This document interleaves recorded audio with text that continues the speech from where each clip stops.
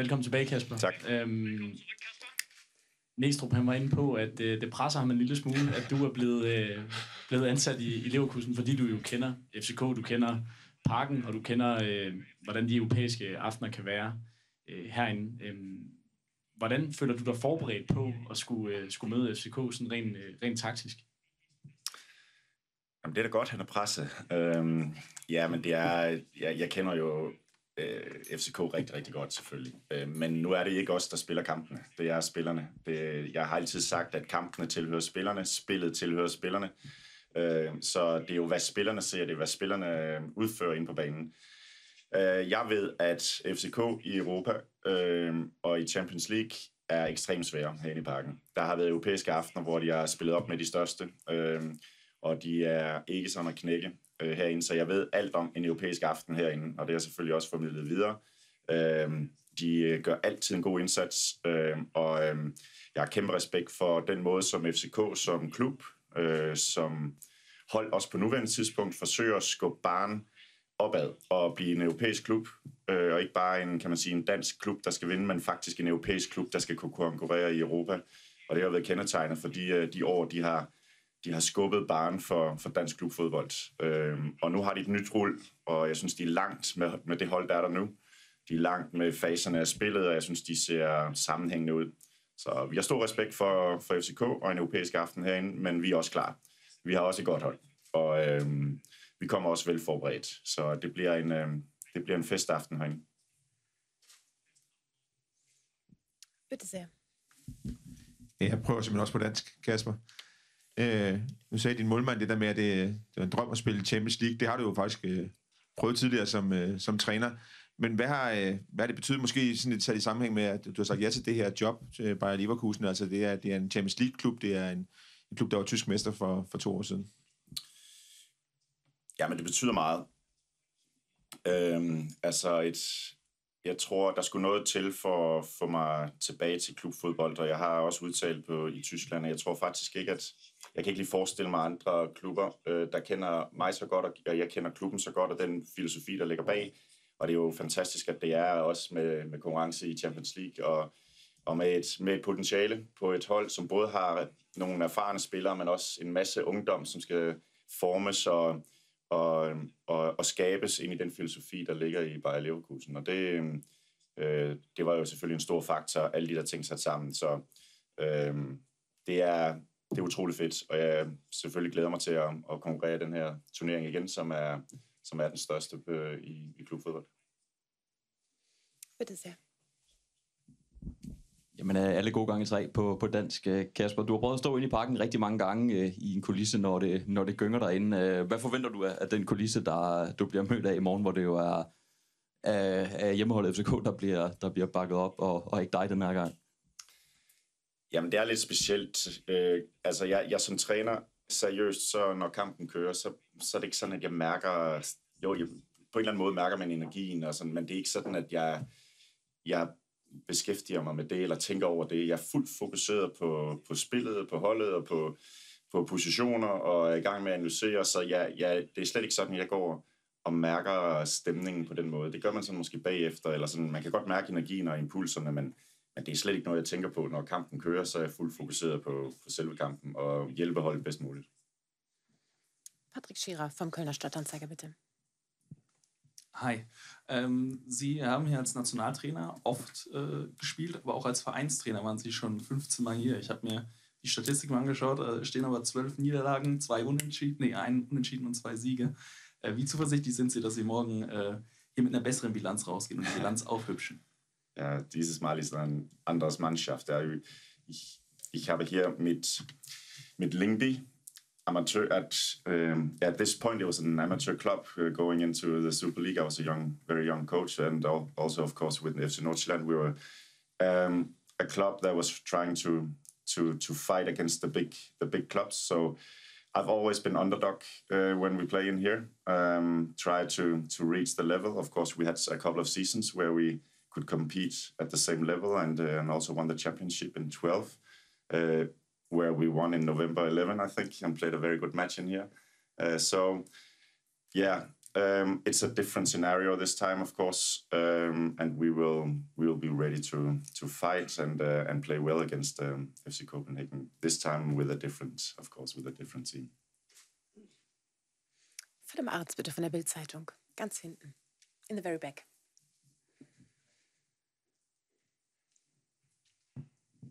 Ich mach's auf Deutsch, Kasper. Ja. Was für einen Empfang erwartest du morgen vom Publikum?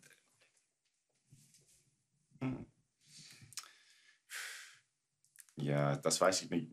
Denkst du auf meine Person oder?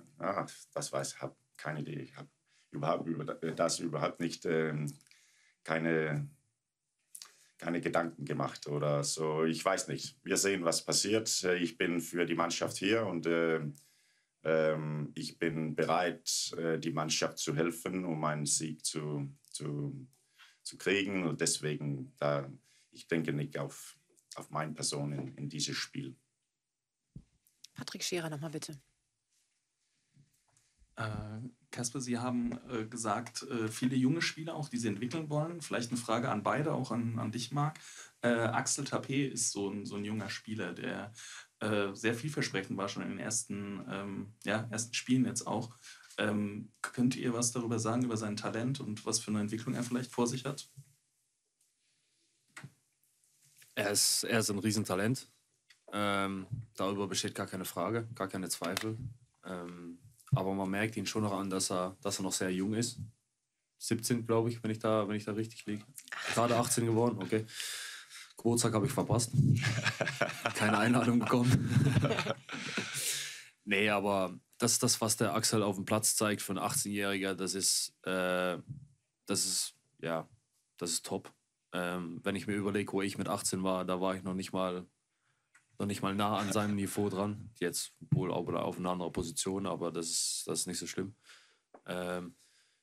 Wenn der Axel in seine Spielweise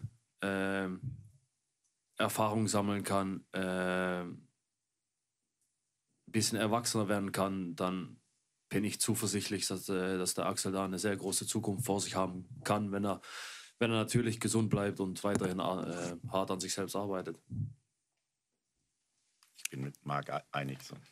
Kasper Hjulmand. Er den tændt? Du har tidligere sagt, at den her pause, du har haft, siden du stoppede som landstræner, den skulle du bruge på at tænke, og også tænke over, hvad du har lært. Er der noget, der er gået op for dig i den her pause? Ja. Jamen, jeg har haft det godt. Vi har arbejdet hårdt på blandt andet infrastrukturprojekt, vi kalder Hele Danmarks Klubhus, som er kommet godt over målstregen. Og selvfølgelig har jeg også tænkt over min egen situation. Det var første gang, jeg sådan har været væk fra det i så lang tid, og har forberedt mig rigtig, rigtig godt på det her. Så ja, det er jo helt klart, at når man kommer ud af tunnelen som træner, så åbner der sig nogle tanker, og der åbner sig, verden bliver lidt større, og det giver også mulighed for at få sat nogle ting på plads, og få sat perspektivere sit eget liv og sin egen passion for fodbold. Og det synes jeg det har været en fantastisk tid for det, og nu er jeg totalt klar og glæder mig til det næste træk her. Hvornår nåede du det punkt, hvor du tænkte, nu er jeg klar til at begynde som træner igen? Det gjorde jeg ret hurtigt, faktisk. Men som sagt, så har jeg jo ikke været helt væk. Jeg har arbejdet en del, faktisk, med forskellige andre ting. Og jeg har jo også talt med en del undervejs, men jeg har hele tiden committet mig til det her projekt, som jeg talte om før, som vi skulle have hen over målstregen, som kommer til at være en stor ting i dansk fodbold, og der var jeg fuldt committed til at få det hen over målstregen. Men jeg var sådan set ret tidligt klar, men jeg var heller ikke sådan... Jeg nød også at gøre nogle andre ting. Og der var ganske få steder, jeg ville have sagt ja til det her. Ganske få steder. Måske, som jeg siger, på klubbasis, så kan jeg ikke forestille mig mange andre steder end det her, som kender mig så godt, og hvor jeg føler, at jeg kan være mig selv. Så derfor så var det ikke noget, jeg havde planlagt overhovedet, at det skulle være nu. Men da det kom, så gik det hurtigt. Yes, the colleague over here. Yes, please. Tak. Vil du ikke, Kasper, prøve at sætte nogle ord på, hvad har det været for en start i Tyskland, og hvordan har du sat dit præg på det hold? Det ved jeg ikke, hvilket præg jeg har sat. Jeg har haft 2 træningsenheder inden den første kamp, hvor der var spillere, der kom hjem om torsdagen, vi spillede fredag. De sydamerikanske spillere kom der, så det har jo været ganske kort. Jeg har arbejdet fra morgen til aften. Jeg har forsøgt at sætte mig ind i alle tingene, møde en masse nye mennesker, trænerteamet er nyt. Alle tingene er nyt for mig. Men med at være ganske tydelig på, hvem jeg er og hvad jeg tror på, og sætte en ramme op for spillerne, som helst skal være så simpel, at de føler sig hjemme og kan udfolde sig. Og som jeg siger, så må vi lære, som vi kører, og lære fra kamp til kamp. Jeg føler, at jeg har lært en del som landstræner i forhold til at arbejde med få træningsenheder, og hvor meget man kan gøre undervejs. Men altså, det er jo spillerne, der har været super også til at modtage og har talt sammen og så videre, så jeg er blevet taget rigtig godt imod og glæder mig til at arbejde videre, men det bliver fra kamp til kamp, det bliver sådan ekstremt intensivt, og det har også været ekstremt intensivt de her dage. And a question for Mark. It's a little tough for you. He's getting all the questions, but it seems like Danish coaches and players keep following you these years. Could you give an impression of how you see us? Yeah, well, I thought I finally got rid of one Danish coach, and now the next one is already there. So, I had a very good experience with Thomas Frank at Brentford, and it was a very pleasant way of working with him. After the club signed the coach, I heard that they're even very close to each other. So yeah, it's also seeable in some of the principles he wants to bring to us on the pitch. Things that I'm very comfortable with, and that helps the new star with a new coach, and that makes it a little bit easier. So I've got very good impressions about Danish people, so yeah. Patrick Shearer, bitte. Eine Frage zu Nathan Teller, der ja nicht dabei ist. Wie sieht es da aus mit Blick auf Sonntagsspiel vielleicht schon? Ob das eine kürzere Sache ist oder auch länger sein könnte? Und daran anschließend, Sie hatten gesagt, es wird Rotationen geben jetzt in den kommenden Wochen, auch mit den Champions League-Spielen. Gilt es auch schon für morgen oder ist morgen eher noch so ein Thema, mit dem Sieg im Rücken vom Freitag mehr Stabilität erstmal reinzubekommen in eine sichere Elf, die jetzt gespielt hat? So, wir glauben mit Nathan, es ist kurzzeitig. Also, wir sind für Sonntag optimistisch, aber wir sehen, was passiert. Und wir nehmen ein Spiel mit Full Fokus und dann sehen wir, was passiert im nächsten Spiel auch. Aber natürlich muss Rotation in Mannschaft, so ist das. Wir brauchen die ganze Kader für diese nächsten Spiele. So deswegen, alle Spieler muss bereit sein, um Spielen zu machen. Deswegen, ja, wir haben einen super Kader und alle Spieler ist vorbereitet, um Spielen zu spielen. Stefan von Nox dann bitte vom Kicker. Yes, over there. Herr Hjulmand, Palacios und Teller haben sich im ersten Spiel verletzt. Sie müssen ja im Zentrum jetzt schon zwangsläufig umbauen.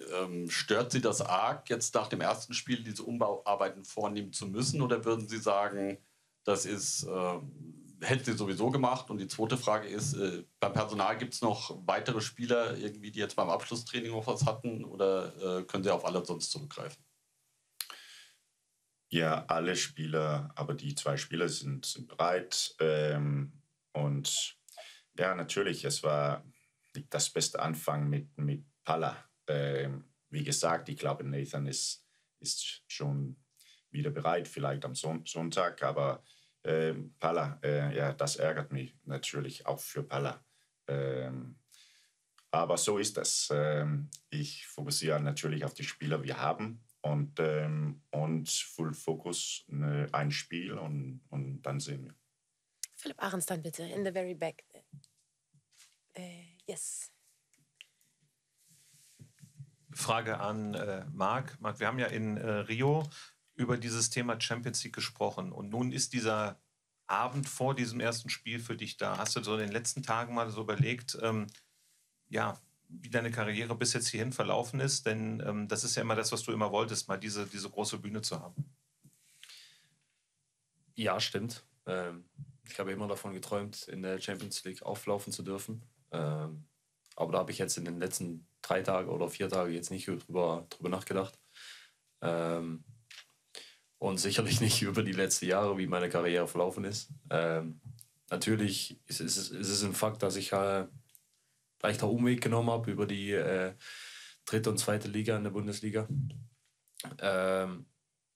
Aber das hat jetzt für morgen nichts mehr damit zu tun. Ich bin jetzt hier, ich bin beim großartigen Verein und jetzt gibt es halt nur den Fokus auf morgen.